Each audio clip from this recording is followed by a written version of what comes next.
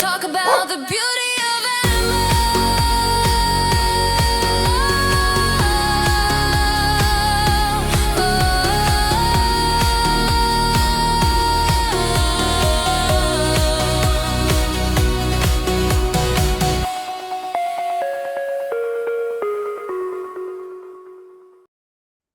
Hi, everybody. Krys here. And today I want to talk about a subject that is near and dear to my heart. Animals reincarnate just like people do. This might be very difficult for some people to believe. I know that human nature, we tend to think of ourselves as unique, the top of the chain, but in actuality, we are just one of many beings on this planet that can make a choice to come back as often as we choose to and to have whatever experiences we choose to. And in fact, your animal is one of those beings.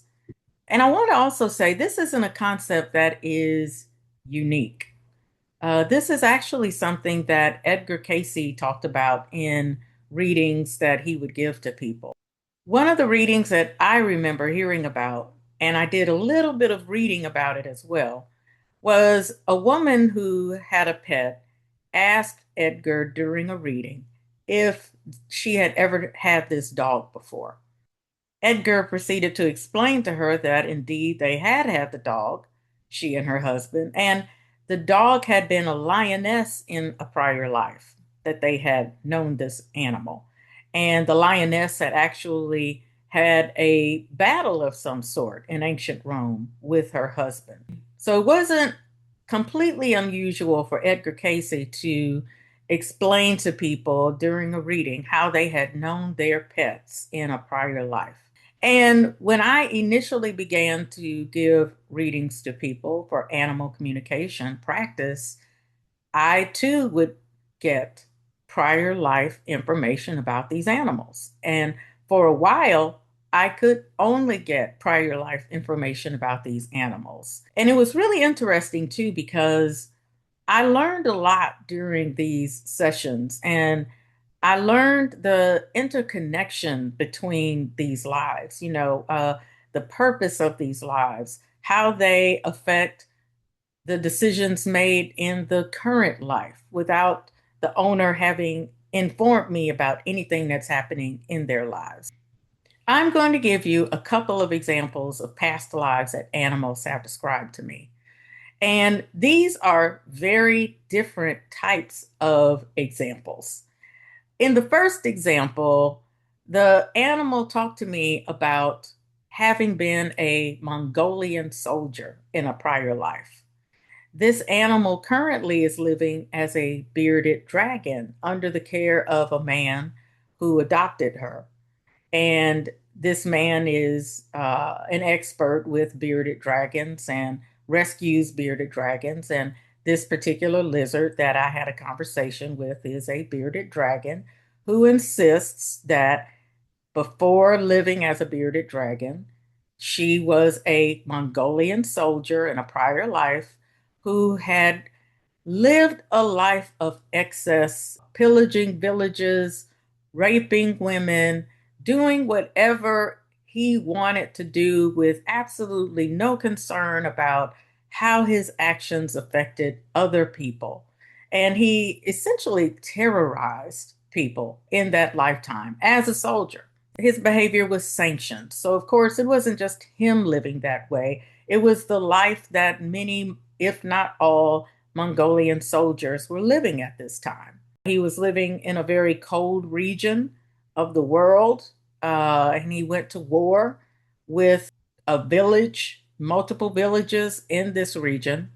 And during one of those wars that he participated in, he got wounded by someone who left him for dead. So he was on the side of this mountain in the cold and mortally wounded when a woman appeared and found him. And for some reason unknown to him, this woman had compassion for him. So this woman decided to take him back to her home and do the best that she could to nurse him back to health if that was possible. But what she did not want to do was leave him to die on the side of the mountain. So somehow she managed to get him back to her home, and he described basically being bedridden while she attempted to feed him and address his wounds and do the things that she could do to help him to recover. Ultimately, he died though. So his last memory as this Mongolian soldier was being in the care of someone who had decided to have compassion for him, which was not something that he had ever given to anyone in his own lifetime as this soldier.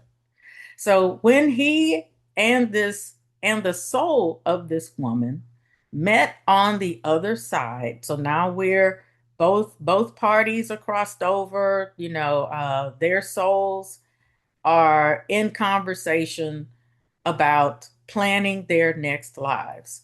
Why would that be, you might ask?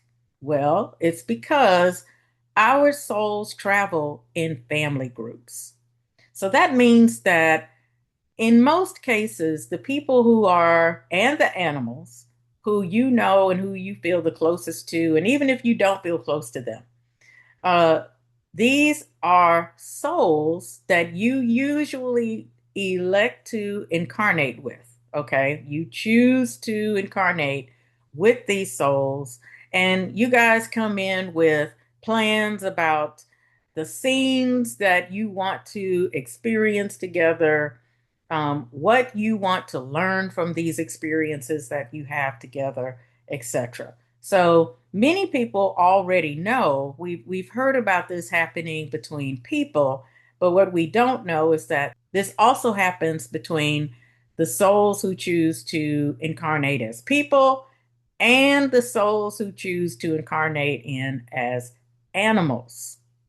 So when the soul of this Mongolian soldier had a conversation with the soul of this woman who had taken care of him, they agreed that they were going to come in again, this time as she was going to be a man who rescues bearded dragons, and he was going to be a bearded dragon that came into the care of this man.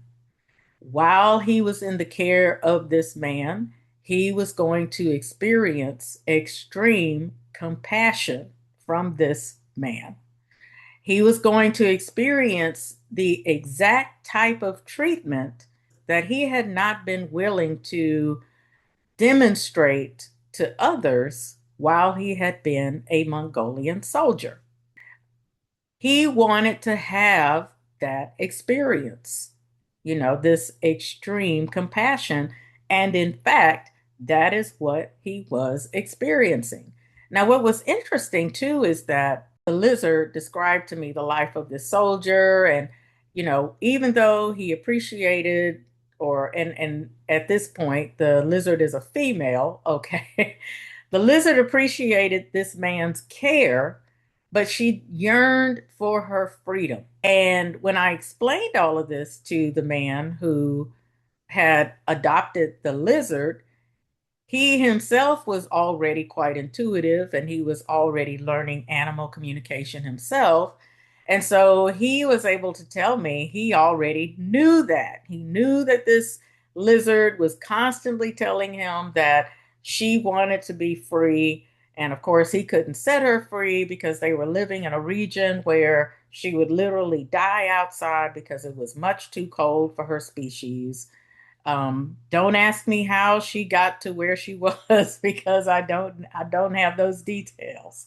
He had already heard from her intuitively that she wanted to be free, and he was doing everything that he could to give her as much freedom around the home and freedom in different ways to make her happy.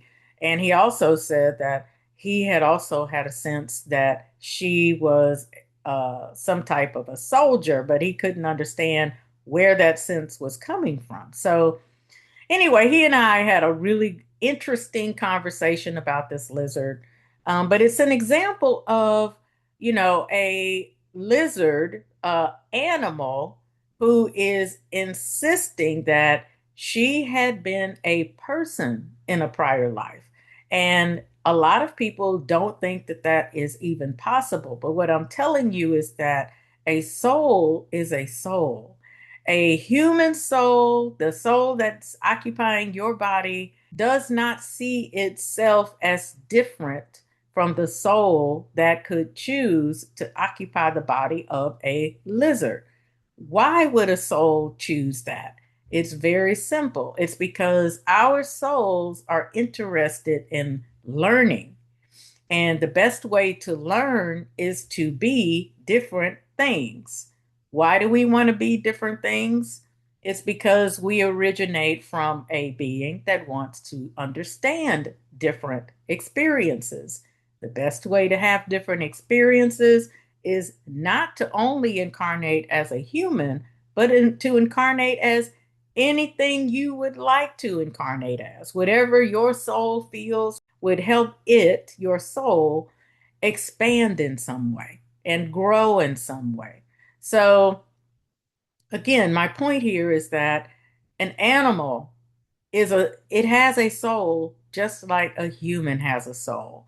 And when we incarnate here on the earth, we get indoctrinated into a lot of different belief systems that teach many of us that we are better than animals, when in actuality, the animal just has a different body. The animal still has a soul, and that soul ultimately is no better and no different, no worse, not lesser than, and not greater than the soul that is in your body. Okay. So that's one example that I thought was really interesting.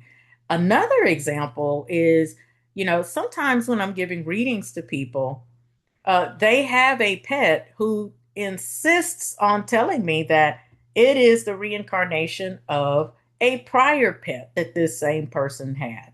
And one example of that is a cat that I spoke to a couple of years ago who began its reading by telling me, please tell the guardian, who was a female, a woman, please let her know that I am the reincarnation of her mother's cat that she knew as a child. Please let her know that I am here because her soul asked me to return to provide her with emotional support. And the cat described the way it had looked in that prior body, and gave me enough details that when I described the information that I was getting from the current cat to the present owner, the guardian, the lady immediately said, that is true. My mother did have a cat that looked exactly like that when I was a child. And I felt that that cat was my best friend in the world. There's no way I would know that, right? As an animal communicator, I can only share what the animals choose to tell me about themselves.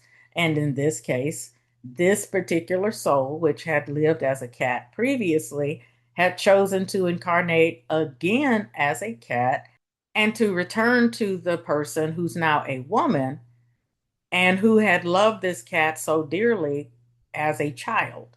So it's like I said, our souls travel in groups, and the people and animals and different beings that we encounter during our lifetimes, even the people who you hate, even the animal that drives you insane, believe it or not, you have a contract with that animal, with that person, for them to do exactly what they're doing that drives you insane. They're doing exactly what they have a contract to do, and I'm talking about a soul contract. They're doing what you asked them to do, whatever y'all agreed to do, so that one or both of you can learn from this experience in some way. It's really very interesting, because what you learn by talking to animals is that nothing is arbitrary. There's nothing happening with your animal that is not supposed to happen. The question is, do you learn what you are supposed to learn from whatever is happening? There's a book entitled Your Soul's Plan that's written by Robert Schwartz. I've read this book and I've watched him be interviewed many, many times on all kinds of YouTube channels. And in this book, Robert Schwartz is sharing information garnered from psychics and hypnotic regressions of different people who shared information that they were able to access while they were hypnotized. And some of that information includes agreements that were made with animals prior to the animal incarnating and the person incarnating. And there's a lot of explanation about what the purpose of these relationships is intended to be. What are we asking to learn and understand from these relationships? I would highly recommend anyone who's curious about anything that I said in this video to go check out that book. But if you do, try to set aside the idea that human beings are the top of everything. This truly is something that is incorrect. We are one of many types of beings on the planet. And if you read any portion of your soul's plan, it'll really help you to understand the significance of the choices that you've made in your life, what you're supposed to learn from them, and even in some cases, it might even help you to take a closer look at why your animal is in your life. What are you supposed to learn from this animal? Or what is the animal supposed to learn from you? I hope that something that I've said has piqued your curiosity to take a different look at what the purpose of your animals is in your life, and to maybe even start looking at things a little bit differently. The core thing that I want to get across here is that your pet has a soul just like you do. And that soul makes choices to incarnate just like your soul makes choices. So, and it's not an accident, it's not a coincidence that your pet happens to be in your life. And in fact, you very likely have incarnated with this animal in many, many, many other lifetimes. And that pet may not have been your pet. That pet could have been your best friend in a human body. That pet could have been a plant that you passed by. Who knows? But the point is, your pet has a soul, and all of our souls are powerful. All of our souls have the opportunity to choose what types of experiences that we want to have, and we also get to choose our bodies. So that is what I wanted to talk about today. I'll be curious to know what you think about anything I've said. I just ask that you try to keep an open mind. Thank you.